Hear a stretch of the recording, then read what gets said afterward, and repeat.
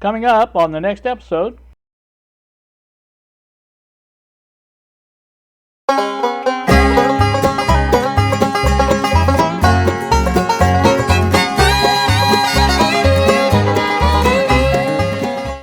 Good Tuesday afternoon to you all, YouTube. It is 1:34 now in the PM. What you see before you is the MFP, and it is one step closer to being finished.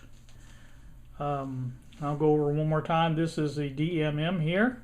This is our DDS signal generator counter and component tester. This is our DC power supply right here. And this last item here is our newest addition. That is the bench amp. There are also 3 sets of RCA jacks there, much like the last setup I had. The one on the far right there is the input to the amplifier for the amp. In other words, if I had a tuner or something that didn't have its own amplifier, I could plug in there and use the amplifier, the bench amplifier, to basically amplify the signal and listen to it on the speakers, because the jumper wires, as you see in the next two there, are set to take the output, which is in the middle two jacks, and they are going over to the speaker, which is on the far left end. And so you could basically just leave it hooked up like that, hook up a tuner or whatever to that set of empty jacks there, and use that bench amp to hear what it sounds like. Now the one in the middle, obviously, if you have a set of speakers you want to test, you can unplug it from the speakers, the bench speakers, and plug it in there and use the amplifier to test the speakers. And lastly, if you need something that you want to test using speakers, you can unplug the speakers and plug something in just directly to the speakers on the left end and use the bench speakers as test speakers. So that's how that's set up. Now there is a lot of empty space below it. One thing I'm thinking about very seriously is this. It's hard to see a little bit. That's the voltmeter. AC voltmeter, and it's going to be used for alignments, things like that. And I don't know for sure yet if I've got the room to do that. I may not, I don't know. But I'm not in no hurry to do that. There's no room on the end to do that for sure. I can tell you that. There's only about an inch and a half, probably at the most, over there on that end before we go around the corner. So basically, like I said, it's either going to be put there or put in its own box. Now I've been doing a lot of the put in your own box things, and that's fine. You know, it's another thing that probably was not going to be used much, and it could be mounted in its own box. That wouldn't be a bad thing to do. So that's a possibility. Now here's the other thing. As you see, let me move this out of the way. By the way, I am in landscape mode for the Kodak ZI-8, which is what I am using. And so, like I said, I'm going to do some macro footage here very soon. We're going to look at the little Monarch radio that I bought. We're going to take the back off and check it out pretty close and see what, I want to see how close it gets and how well it looks and stuff like that. So we're going to do that too, so hang on for that. But getting back to this, I forgot what I was. Oh, the black. I use this black. Now I'm going to insert a picture there. That's what I had left on the spool of black filament from my printer, 3D printer, when I finished printing this last piece, which is there on the end there, the bench amp panel. And I cut it pretty close. So I'm very happy it didn't run out. But now, also, I'm going to show you another picture. This is the design and how I printed this. If you look at it, it's the face of it that we're looking at here is what's down on the bed of the printer, and the rest of it comes up from there. Now, I kind of do this when I'm getting close to an end of a spool, and I know I am because You can just tell by how deep it is into the spool. But I kind of do things like this on purpose and print them this way, partially because I didn't want to use support. But this way, that piece that sticks up, I could have gotten by without most of that. As long as I've got something there to secure the bench amp to, there's 2 holes on it and there's a rail that fits on it. So as long as that is there, I could gotten by with it, even if it had ran out of filament before it finished. So that's one of the reasons I do it that way. And I hate, I'm very conscious of wasting stuff, and I don't like to waste plastic. And so I kind of try to print them in a way that even if they do run out before the end, they're still usable. So that would have been the case, but I just had enough, and it was real good. Really good. But next roll I think is white I've got to do, and I'm going to do the we'll go around here a little bit. There you see the isolation transformer there sitting on the bench. That's the next item that I'm printing a case for, and it's basically going to be a repeat. In fact, what I did was just stretch the one for the filament transformer and made it fit, made the dimensions to fit this.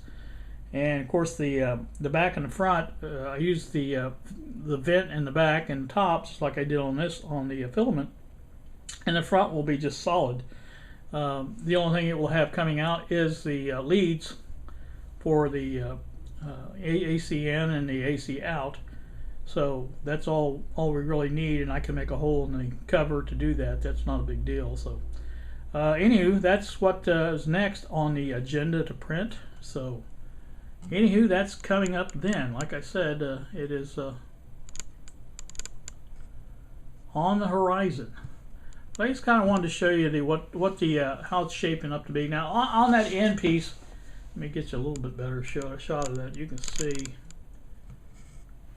can see the not much there left to put anything. I probably will put a blank panel in there. And I had mentioned before that I'd like to have a row of USB outlets to plug chargers in. Well, not chargers, but like if I want to charge my phone, I can just plug a cable in and charge my phone, or anything else that I want to use those for. Now I have a couple of buck type converters that will plug into a USB and give you, I think one gives you 9 volts and the other gives you 12 volt out. Now obviously it's not a big heavy current, but at least would give you that to play around with if you needed it. So that's a couple of things there that I want to do. So that's about it, I think, for that part. So let me get set up here, and we'll get the Monarch radio over here, and we'll take the back off it, and we'll take a look inside of that and see what we got. Stand by. Alright, I am back once again. As you can see here, I have the chassis out of the Monarch radio. A little bit weird looking. Not really sure what all this is.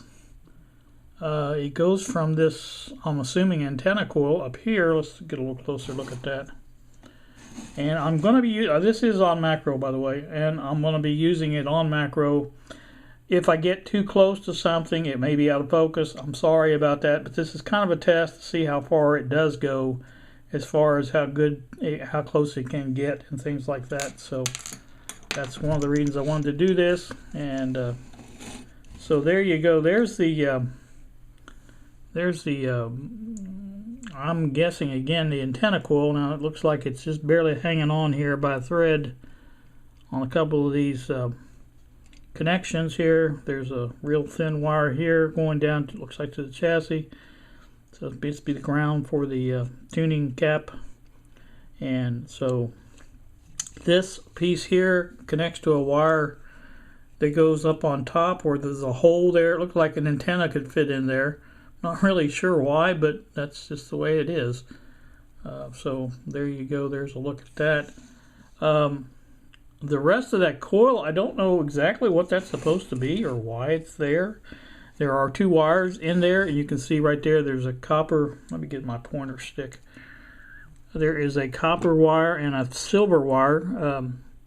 there going into that. This is like a speaker cable, so it looks like. I mean, I don't even think it's really an original part of this radio, but again, it may be. I don't know. I'll have to look at the schematic a little closer and see if there's any indication of that. So, but there's a quick look at the top. You can see there's 5 tubes in it. There they are. 12 AB6 here. Can't tell what that is, but they're probably on the layout of the tubes. See if I can see that on the bottom here. Looks like a 12 BD6 next to it there in the middle. Next to that is a 12 AV. Oh, that I'm seeing this. This may be wrong. In fact, I'm almost guaranteed this is wrong. Looking at the layout of the tubes, that last one should be a 35W4, so it's in the wrong spot. The next one should be the 50C5, and you can see those two are on the other end. So I'm gonna have to do some serious I don't know what on this, but definitely have to get this sorted out. This schematic on the let me show you that real quick. Schematic that's on the bottom of the radio is a little bit clearer than one I have, but again, it's not perfect. There's the tube layout I was talking about. I think you can see, looking at the front of the set, if you look at that, it's kind of backwards. So, don't know. I think it was messed up somewhere. We'll have to just take a look and see, I guess. So, there you go.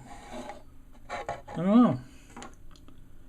I want to get a little closer again to see how close up this can get.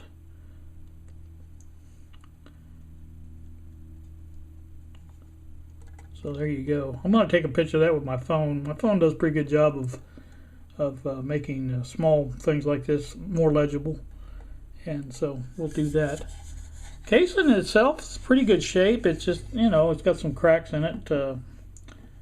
But there's that place I was talking about on top. Looks like where an antenna might hook up to or something like that. So I don't know. We'll just have to see. But that's where that one wire is connected to. So obviously it's some type of antenna that's supposed to be on there. So I don't know. Let's look at the bottom real quick. Or let's look at the front first. Just turn around. Speaker is not the best, but it's not totally whacked. Yeah, you can say that, I guess. It's got some holes in it. Don't know if that's mouse damage or what, but definitely easy enough to fix those and get the speaker back to, you know, on track. So that's that. And again, like I say, we're going to take and set this up on its end and take a look below it. See what's up below. See what's down below. Well, there you go. Not a lot of caps in it. Well, not a lot to this period, I don't think. This is the on-off switch down here on this end. There's our, I believe that's the oscillator coil there. Guessing, being the other one was the antenna coil.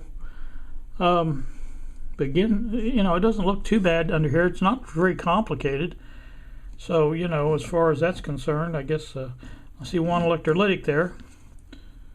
And of course the large filter cap that's on the can and top. So, don't know. We'll have to see, I guess. That's all you can do. That's all you can do. And so I like I say, I just kind of trying to get this as close as I can without getting too close. The viewfinder on this pretty much shows what the image will be. So I can see if you pull back just a hair, you get a sharper image. So I'm assuming that's because I'm too close to it. So that's that looks sharp on the viewfinder. That looks fuzzy or out of focus. So that is. I think the specs on this and the manual says 13 centimeters is the place where you want to be as far as using the macro function. So I don't know. We'll see, I guess. But it does get pretty close. It's not too bad. I think it's a little bit better than the Play Touch. or the one I had anyway. So there you go. There's a good look at that. And notice this has a plastic knob on it, which is kind of weird, but not unheard of. So it's a, like I say, it's a nice little radio. It looks like. We'll definitely have to get the right tubes in the right spot and go from there. But before we power this up, I'm kind of glad I didn't power it up. You just don't know. Of course, if I'd had the Variac, I'm waiting on my Variac before I power anything like that up again, because I like to have that Variac with the meters and be able to see at a glance and monitor that amperage. I don't fry something. So there you go. Still, I don't understand this. This is. I don't know if that's supposed to be a loop stick. Now your back of your it could be. Like I say, the back of this has a long wire, kind of all in the back of it. So I'm thinking that that's the loop stick. Maybe that's not. I don't know. Maybe that's just the long wire. You stretch it out and go from there. But so I'm trying to see that model number. Looks like CE51. I don't know if that's what it said on the bottom or not. Huh. See if you can see that in the camera. So there you go, made in Japan, proudly. So there you go. It's gonna be an interesting radio to work on, and like I say, I just kind of want to take a look at it with this camera and see if it was going to be able to be used any on the bench, because again, now I promise. Let me set this down before I knock it down. Now I promised let me get this back on landscape too. There we go. Now I promised a kind of a going over some of the things I like and things I don't like on this camera. This mode that's in right now is there's a missing area here, is what I'm trying to say. You get so close, you get a good macro, but then there's a spot in between this spot and like looking at the MFP behind her. Now that's clear, but I think this is not that clear. You can see it's starting to go out of focus, and if you put it on macro, it doesn't really improve that much. So I think that there's a missing area there, that there's just no focus to it. So I think they didn't get that close enough, or whatever you want to call it. But anyway, it's not a big deal. I think it'll be useful. There are I did some outside, and when I say outside, I set the camera in my front window and it looked outside. I'll put a little sample of that, just the neighbors moving around across the street, and that's about all it was. But like I say, I'll put some samples of that in and show you that too as well.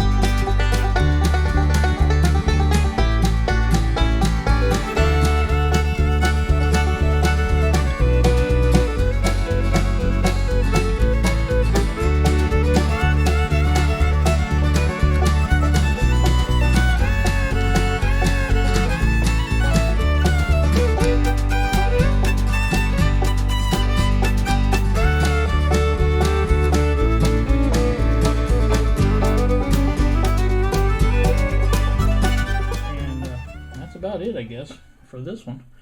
I'm going to finish up this bench amp panel, get that done, decide whether I want to try to put that AC meter in there. I've got another extension piece to come out here, and then the end piece to go there. I've got a piece of that somewhere, and I thought I had it with the rest of the plastic, but I can't find it in there. So it's somewhere around here close that I can use for that, and then once I do that, I'll have an end for that, and that'll be good. So that's going to do it. Like I say, I will put the other sample image in here, images or video, what do you want to call it, and show you that as well. So you guys have a great day. Thank you so much for watching, and we will see ya.